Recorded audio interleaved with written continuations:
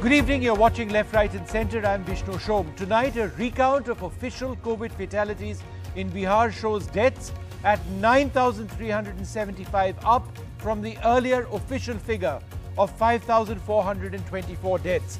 This after the High Court asked for an audit. Now, this is shocking. How many have actually died of COVID in India? Will we ever know the truth? But first, let's give you a couple of examples, one of Bihar and also of Maharashtra. Why Maharashtra, you ask? Well, because Maharashtra has also been collecting its data, some of which is coming later, but they have diligently been adding that data on a day later, perhaps 2 days later. And in every single medical handout for the last couple of months, they've actually said that that data they are presenting is incomplete. When they get more, they'll keep adding it more. But there has still been a backlog of deaths. The circumstances of the backlogs different for Bihar and Maharashtra. In the case of Bihar, it was as a result of a High Court ordered revision or attempt, High Court order for the Bihar government to go back and see what the actual numbers were, that they realized that the total deaths were at 5,458, but there is a backlog of a whopping 3,951, which is why now the total number of cases has gone up 72%. It's well over 9,000. In the case of Maharashtra, the total deaths were at 25,994. There was a backlog that did build up, but this was tabulated. But what we're trying to say is that it's this backlog of deaths which is problematic when one is trying to compile actual statistics as far as COVID is concerned. Well, joining us now, Bhramar Mukherjee. She's a health data scientist, the chair of biostatistics at the University of Michigan School of Public Health. And for months, Bhramar has been saying one thing essentially, that the numbers are wrong. The numbers are wrong, they are incomplete. Even if they are not fudged, they are inaccurate, they are underreported.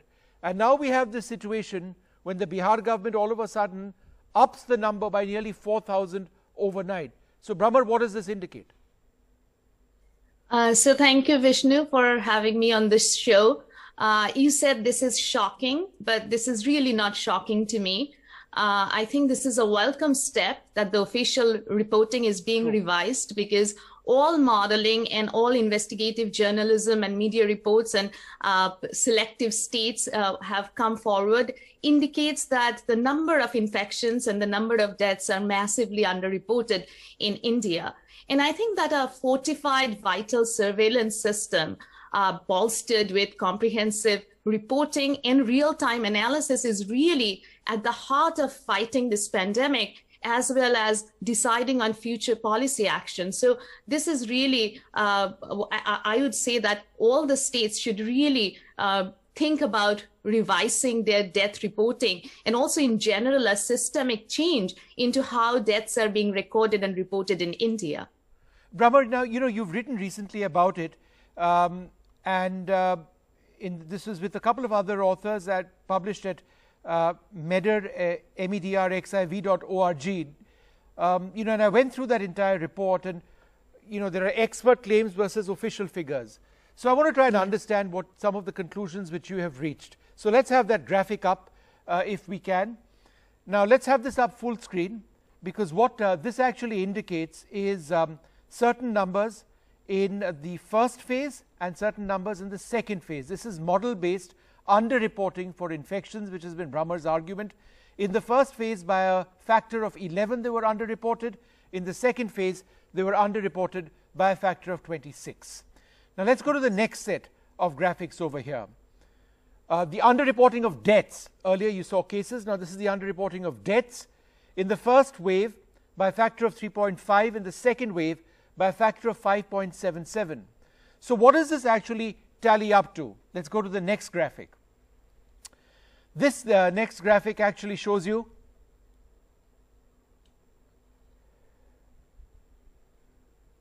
the official figure on the 15th of May is 25 million cases. If you can just play that graphic, right? The official figure of, and we have that graphic, we aired it a few minutes back. Can we just air it one more time?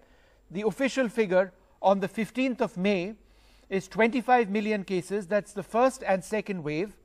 The expert claim is 491 million cases by the 15th of May. This is the first and second wave. So these are in terms of the number of cases. Now let's take a look at the final statistic which we have over here, which is the number of deaths, what the official figures say and what the expert figures say. And so the official figures say on the 15th of May, and change that graphic, 270,000 deaths in the first and second wave. On the 15th of May, 1.21 million deaths in the first and second wave. So that's a factor of that's huge. What accounts, Brahmer, for this incredible discrepancy? Is it all fudging? Is it because people don't know? Is it because when a person dies, you don't necessarily know if they've died of COVID? It could be anything else. Death isn't often by COVID. COVID could have induced death, right? By other reasons, a heart attack, for example, a lung infection, for example. Is that the problem? So, yeah, right. Let us just decouple and try to understand this problem. So, first of all, capturing all COVID deaths and infections are nearly impossible for any country. And this is not specific to India because there are certain structure because you have to get tested in order to get classified as a COVID infection, right? So let us first come to that underreporting of cases versus infections. A large part of this portfolio is actually asymptomatic infections, people who never experienced a symptom and never got tested. And then there is a part where people do not get tested because there are lack of test availability and also stigma associated with testing. And then there is a part where somehow the counts are not getting reported because there is a bottleneck in terms of how much tests people are offering at each of the states. So there's a way to validate this estimate, and a lot of efforts have happened, seroprevalence surveys across the country, which are very consistent with this underreporting factor of between 15 to 20, and 1 out of 15 or 1 out of 20 infections are being reported. So I'd say that our estimate of 492 million infections, which is 36% of the population of India, is on the conservative side, because the last national sero survey already showed 21%. But then coming to deaths, I think there are several reasons, right? Even beyond the COVID-19 pandemic, there are reports that 1 out of 5 deaths in India are medically certified. And this is because many of the deaths actually happen outside hospital and healthcare facilities, right? So, and for COVID, I think if you don't get tested, and also if the test somehow falls negative, you're not classified as COVID deaths. That's a part of the chunk. Then there is another part of the unreported deaths where COVID-related comorbidities are assigned as the cause of death, not COVID. And then there is this backlog because there is a delay in terms of the death reporting system, the civil registration system, and that's backlog. So we are getting numbers in a delayed, staggered manner. So we have to put all of these, and then probably, and again, I have never said that the data are fudged. I have just said that they're imperfectly and inaccurately reported. And some would interpret that as essentially being fudged. If it's inaccurate, if it's not truthful, fudge is just another word for it. Fair enough. I won't put words in your mouth. Carry on. Yeah, but I think that why does it matter? We also have to understand that why death not being reported, it's not just a question of reflecting dishonor to the entire life and legacy of a person who lived, but also it really stunts our future policy. But so that's why we estimate, like using lots of assumptions about what happened to the underreported infections, our model predicts 1.21 million deaths by May 15. There is, of course, an uncertainty associated with it. But if you look at the New York Times death calculator, the estimates range from 600,000 deaths to 4.2 million deaths on the same dates around May 15. So there's a wide range of variation. And but Robert, I must ask you one more question.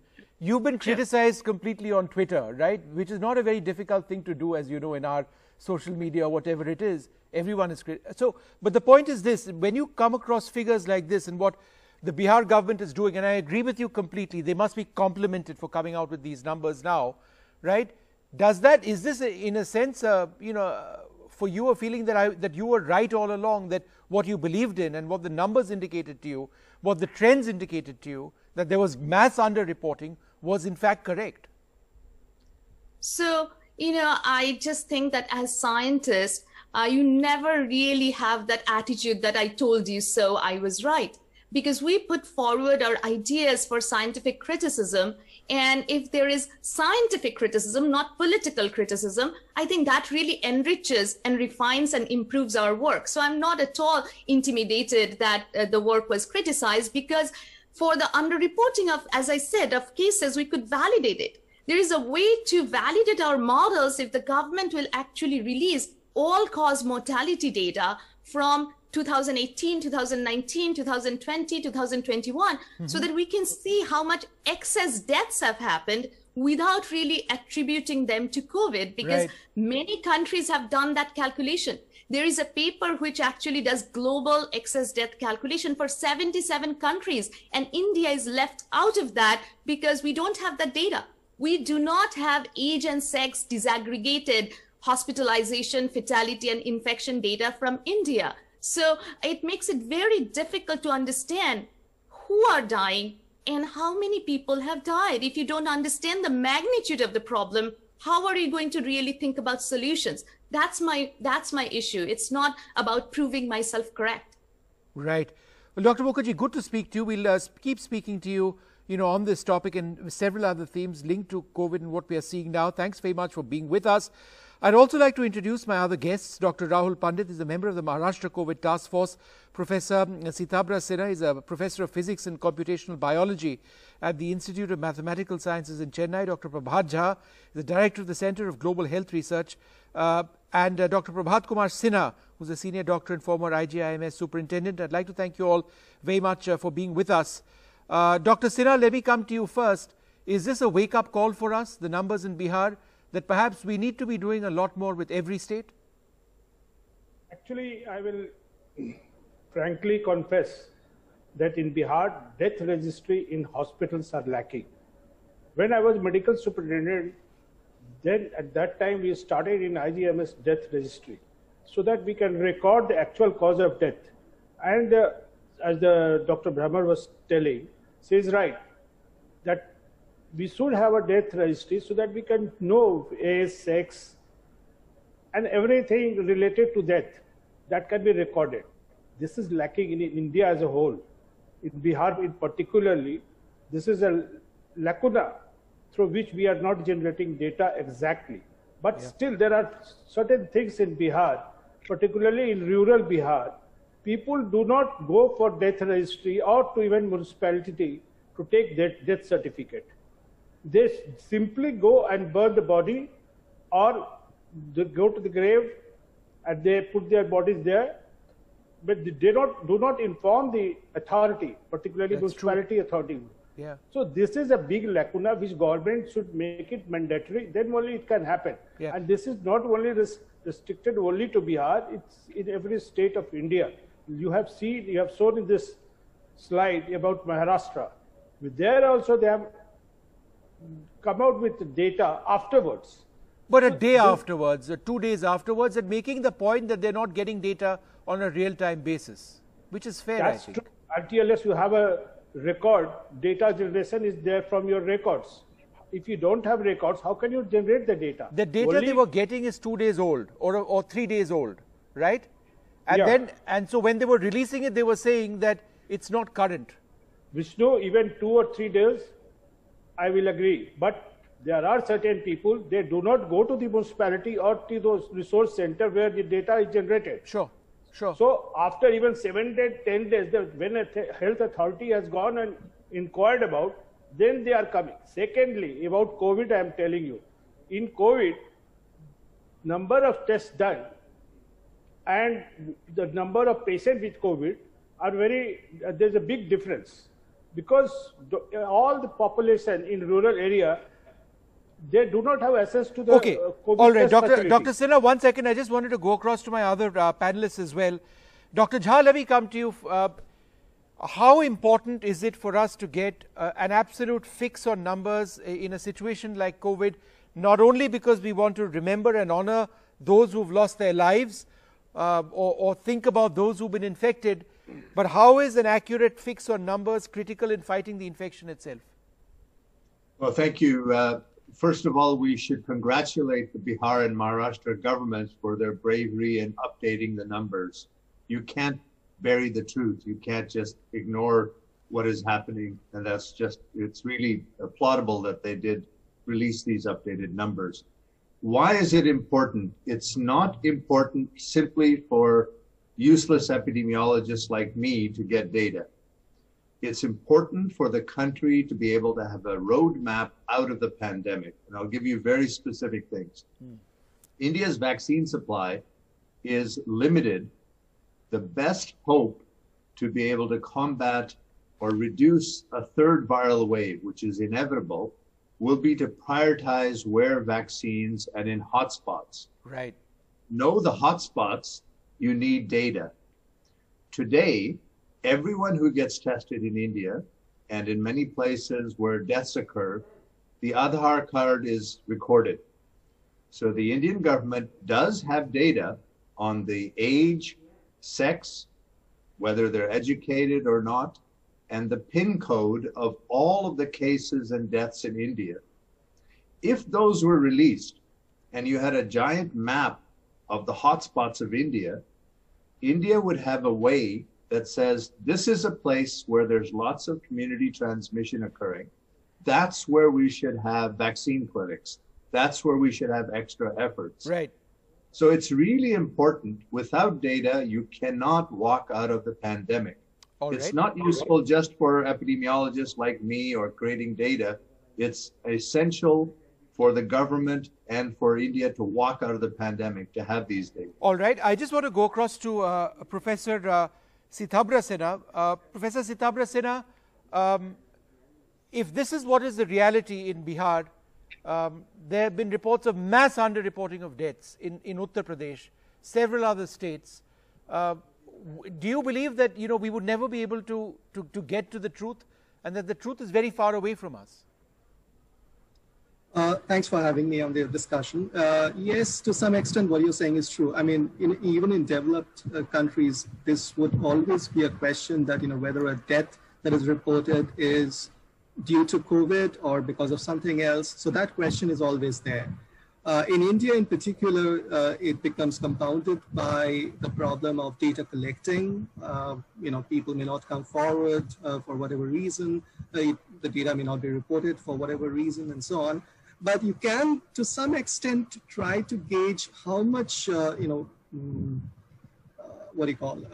misreporting has been there by comparing between the trends for the confirmed cases and the number of reported deaths. So, both have been under question. There have been lots of questions whether the total number of cases that have been reported has been severely underreported, whether it's a factor of 10 or whether it's a factor of 20 or whatever. And death, of course, has been underreported, as has now been made clear. So the question is, by looking at the ratio of the underreporting of confirmed and deaths, do you see any trends in the different states? So just to give an example, if you look at India as a whole, you find that the ratio of deaths to confirmed cases have fluctuated between 4% and about 0.5%, right? So that's not a big range. Okay, I just wanted to, finally go across to Dr. Rahul Pandit as well.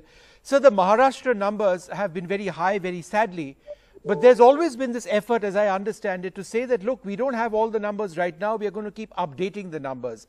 So at the same, but if you were to add up the backlog of numbers, it just indicates how difficult the process of getting the full numbers is, right? Could you tell us about why it's so difficult to get numbers on a 24-hour basis? Yeah, good evening, Suman. Good evening, everyone. I completely agree that Maharashtra has always said that we would be not hiding a single death or a single reported case which is positive. We would always be reporting it. But it is true that it takes a day or two before the data gets compiled for it to be actually released out. And the reason is, from the hinterland, from the interiors of Maharashtra, the data has to come We have to look at the all-cause mortality. We have to look at where the data is coming from, which pin code is coming from, before we can give out exact numbers, and that basically adds on to a day or so of work. And that is what is happening essentially, that we are having this data come up a little bit late, but we have been truthfully updating every single death which has happened or every single case which has happened. And unless and until we have the entire hospital system, whether it's public or private, connected electronically, and its email is just not enough, we need to have real-time data coming in. And this pandemic is a good wake-up call for the entire country to actually do that. We are the IT capital of the world. We should be able to have this kind of real-time data come into our computers, the head of the state or whichever capital of the state, and then ultimately the country should have its own data, which will basically prove as a roadmap for us to move forward, whether it's pandemic or it's all-cause mortality, which also tells us that which are the diseases we need to focus ourselves on. Right. We're talking about lifestyle diseases like diabetes and hypertension, yes, but there may be something else which may be brewing and which might not be very evident. So again, the point being that the accurate sort of collection of data is so very important. I'm afraid I'm completely out of time on this discussion. I'd like to thank you all very much for being with us. I'm going to quickly move on now to some international news, some of the big stories that we've been tracking. Now, the United States president says that he is now about to enter the next phase of his relations with several other countries in the world. He's on his first visit outside the United States, and one of the countries he'll be focusing on is Russia. That's because he's likely to meet Vladimir Putin as well. So he says the United States is back, and that is a reference to some of the big international priorities. He's begun his first overseas tour as US president. There's the G7 summit and also talks with the Russian president on the cards. Now, there is no love lost between Biden and Vladimir Putin, but if there is an attempt at righting that situation, it's certainly very important from a global standpoint. The Myanmar junta continues to take action against the deposed civilian leader Aung San Suu Kyi with corruption charges over claims that she accepted illegal payments of gold and more than $500,000 in cash. This is a claim which has been made by the state media. She's in trouble with corruption charges which have been put on her. The junta says that Suu Kyi has accepted illegal gold and cash payments. So this is a huge problem. Now, a few more details. The country, Burma, has been in trouble for quite some time now as a result of what we saw earlier on with the junta coming in, a crackdown, a brutal one, which resulted in the deaths of many civilians, nearly 850 civilians killed by security forces on a near daily protests against the coup itself. And finally, let's take a look at Nigeria, which is, now remember, Nigeria is a country which actually operates Coup, which is the Indian version of Twitter, but they banned Twitter and said that Twitter must register locally for this ban to end. They said Twitter must agree not to let a platform be used by those promoting activities inimical to the country. Familiar language perhaps seen elsewhere as well. So there's Coup now in Twitter instead of Twitter itself. These are the conditions on which Twitter might actually be allowed to come back. Those are some of the big stories we've been tracking today, some international stories. Out of time on Left, Right and Center. From all of us here, goodbye.